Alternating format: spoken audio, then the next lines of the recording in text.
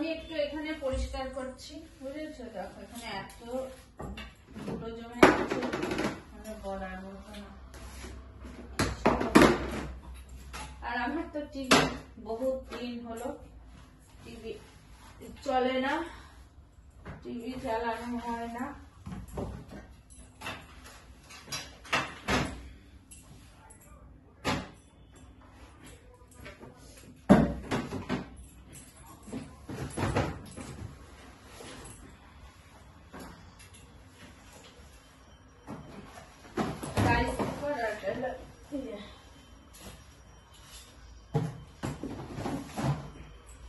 অনেক ধুলো জমেছে, প্রচুর ধুলো জমেছে জানো।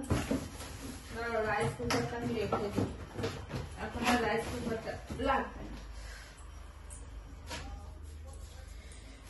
মনে রাখি যেহেতু এটা লাগবে না।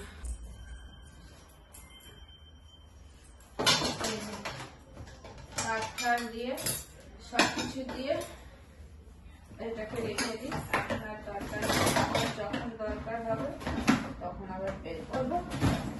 এখানটা যেহেতু অনেক ধুলো জমেছিল পরিষ্কারও করে দিলাম।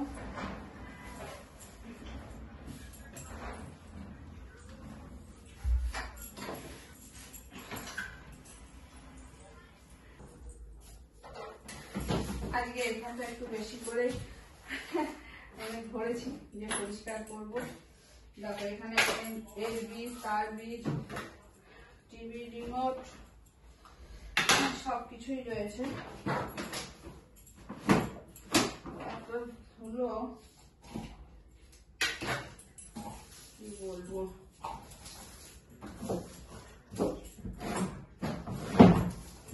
অনেকদিন পরিষ্কার করা হয় না।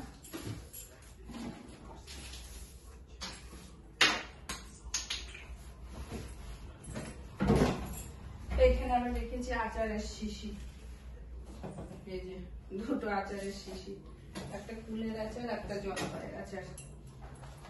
তো চলো এখন আমি রুটি বানাবো, আর ভিডিওটা বড় করছি না, এখানেই শেষ করছি।